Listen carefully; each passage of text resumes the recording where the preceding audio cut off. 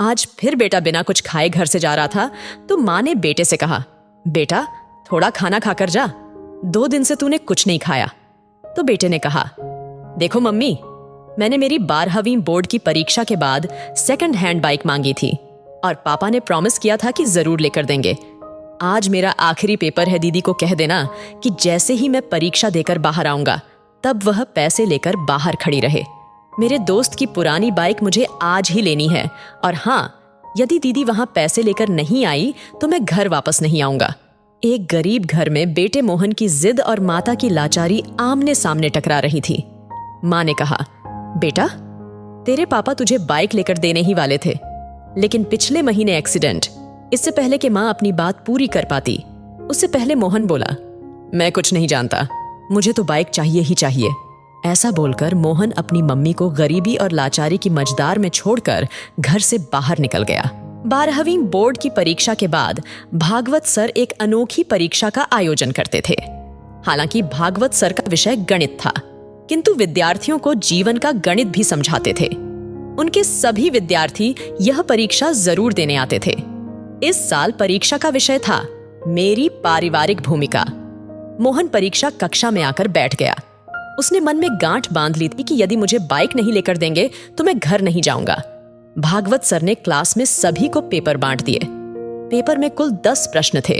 उत्तर देने के लिए 1 घंटे का समय दिया गया था। मोहन ने पहले प्रश्न पढ़ा, आपके घर में आपके पिताजी, माताजी, बहन, भाई और आप कितने घंटे काम करते हो, विस्तार में बताइए। मोहन ने तुरंत जवाब लिखना शुरू कर दिया। पापा सुबह 6 बजे टिफिन के साथ अपनी ऑटो रिक्शा लेकर निकल जाते हैं और रात को 9 बजे वापस आते हैं। ऐसे में वह लगभग 15 घंटे काम करते हैं। मम्मी सुबह 4 बजे उठकर पापा का टिफिन तैयार करती है, बाद में घर का सारा काम करती है, दोपहर को सिलाई का काम करती है और सभी लोगों के सो जाने के बाद वह सोती है। लगभग रोज 16 घंटे काम करती है। दीदी सुबह कॉलेज जाती है और शाम को 4 बजे से 8 बजे तक पार्ट टाइम जॉब करती है और रात को मम्मी के काम में मदद करती है। लगभग 12 से 13 घंटे काम करती है।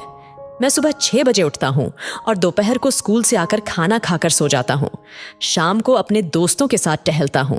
रात को 11 बजे तक पढ़ता हूँ तो लगभग 10 घंटे तक मैं व्यस्त रहता हूँ।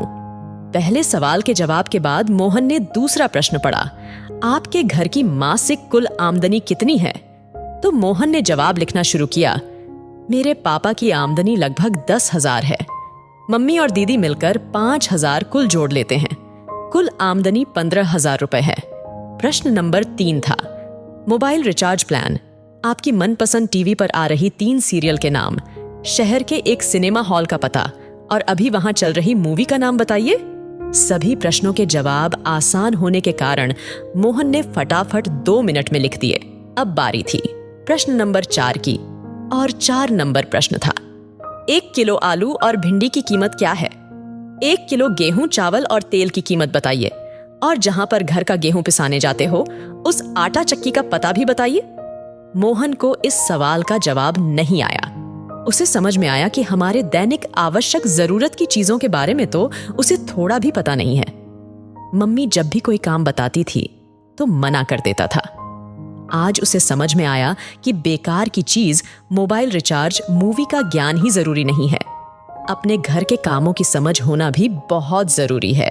प्रश्न नंबर 5 था, आप अपने घर में भोजन को लेकर कभी तकरार या गुस्सा करते हैं? तो मोहन ने सोचकर जवाब लिखा, हाँ, मुझे आलू के सिवा कोई भी सब्जी पसंद नहीं है।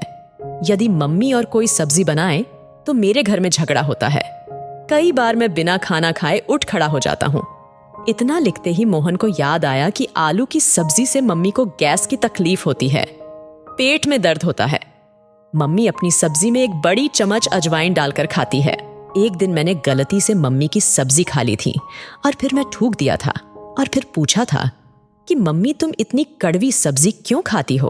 तब दीदी ने बताया था कि हमारे घर की स्थिति अच्छी नहीं है कि हम 2 सब्जी बनाकर खाएं। तुम्हारी जिद के कारण मम्मी बेचारी क्या करें? मोहन ने अपनी यादों से बाहर आकर अगले प्रश्न को पढ़ा। अगला प्रश्न नंबर 6 था, आपने अपने घर में की हुई आखिरी जिद के बारे में लिखिए। मोहन ने जवाब लिखना शुरू किया, मेरी बोर्ड की परीक्षा पूर्ण होने के बाद दूसरे ही दिन बाइक के लिए जिद की थी। पापा ने कोई जवाब नहीं दिया था और मम्मी ने समझाया था कि घर में पैसे नहीं है, लेकिन मैं नहीं माना। मैंने 2 दिन से घर में खाना खाना भी छोड़ दिया है। जब तक बाइक नहीं लेकर देंगे मैं खाना नहीं खाऊंगा और आज तो मैं वापस घर ही नहीं जाऊंगा, ये कहकर निकला हूं। अब बारी थी प्रश्न नंबर 7 की और प्रश्न था, आपको अपने घर में मिल रही पॉकेट मनी का आप क्या करते हैं? आपके भाई बहन अपनी पॉकेट मनी कैसे खर्च करते हैं? तो मोहन ने जवाब लिखना शुरू किया। हर महीने पापा मुझे 100 रुपए देते हैं। उसमें से मैं मनपसंद परफ्यूम और चश्मा लेता हूँ या अपने दोस्तों के साथ छोटी मोटी पार्टियों में खर्च करता हूँ। मेरी दीदी को भी पापा 100 रुपए देते हैं। वह खुद भी कमाती है और पगार के पैसे से मम्मी को आर्थिक मदद भी करती है। हाँ, उसको दिए गए पॉकेट मनी को वह गुल्लक में डालकर बचत करती है। उसको किसी प्रकार के कोई शौक नहीं है क्योंकि वह कंजूस भी है। इसके बाद प्रश्न था 8, आप अपनी खुद की पारिवारिक जिम्मेदारी को समझते हैं? यह प्रश्न अटपटा और मुश्किल होने के बाद भी मोहन ने जवाब लिखना शुरू किया। परिवार के साथ जुड़े रहना चाहिए, एक दूसरे के प्रति समझदारी से व्यवहार करना चाहिए, एक दूसरे की मदद करनी चाहिए और ऐसे अपनी जिम्मेदारी निभानी चाहिए। यह लिखते लिखते ही अंतरात्मा से आवाज आई, मोहन, तुम खुद अपनी पारिवारिक जिम्मेदारी को योग्य रूप से निभा रहे हो क्या? और अंतरात्मा से ही जवाब आया, नहीं, बिल्कुल नहीं। प्रश्न नंबर 9, आपके परिणाम से आपके माता पिता खुश हैं? क्या वह अच्छे परिणाम के लिए आपसे जिद करते हैं, आपको डांटते रहते हैं? इस प्रश्न का जवाब लिखने से पहले मोहन की आंखें भर आईं। अब वह परिवार के प्रति अपनी भूमिका बराबर समझ चुका था।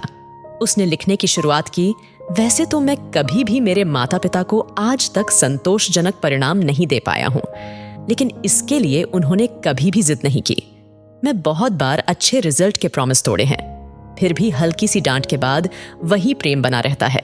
इसके बाद आखिरी प्रश्न था, प्रश्न नंबर 10, पारिवारिक जीवन में भूमिका निभाने के लिए इन छुट्टियों में आप कैसे अपने परिवार की मदद करेंगे? जवाब में मोहन की कलम चले। इससे पहले उसकी आंखों से आंसू बहने लगे। जवाब लिखने से पहले ही कलम रुक गई। बेंच के नीचे मुंह रखकर रोने लगा। फिर से कलम उठाई, तब भी वह कुछ ना लिख पाया। 10वें प्रश्न का जवाब दिए बगैर उसने पेपर सबमिट कर दिया और बाहर आ गया। स्कूल के दरवाजे पर दीदी को देखकर मोहन उसकी ओर दौड़ पड़ा।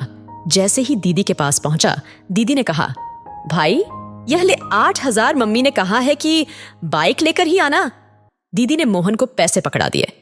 मोहन ने पूछा, कहां से लाई हो पैसे?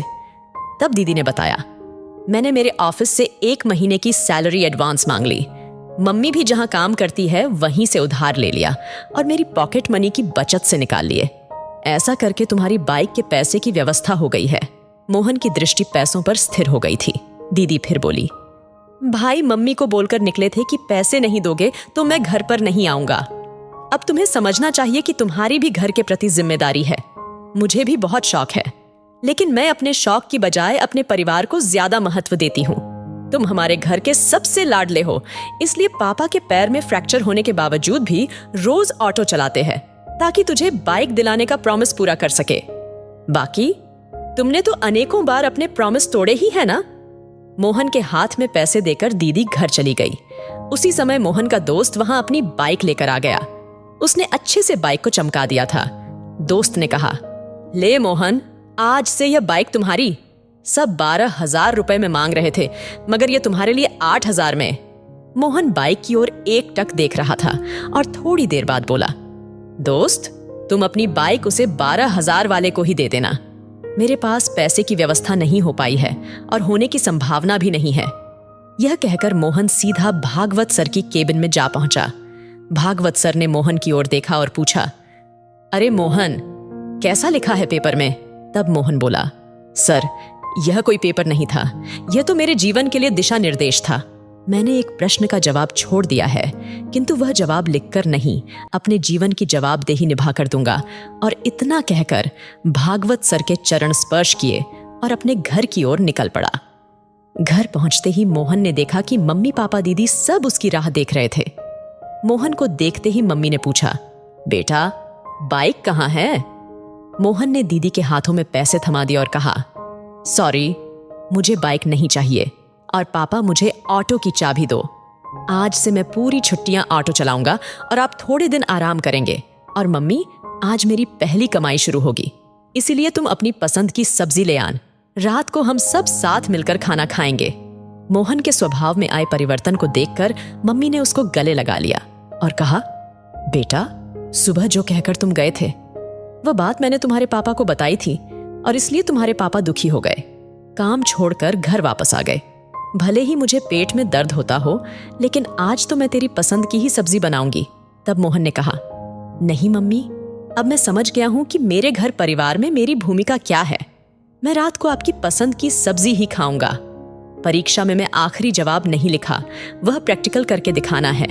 और हाँ मम्मी, हम गेहूं को पीसने कहाँ जाते हैं, उस आटा चक्की का नाम और पता भी मुझे दे दो। इसी समय भागवत सर ने घर में प्रवेश किया और बोले, वाह मोहन, वाह, जो जवाब तुमने लिखकर नहीं दिया वह प्रैक्टिकल जीवन में करके दोगे। मोहन भागवत सर को देखकर आश्चर्यचकित हो गया और बोला, सर, आप और यहां? तब भागवत सर बोले, मुझे मिलकर तुम चले गए।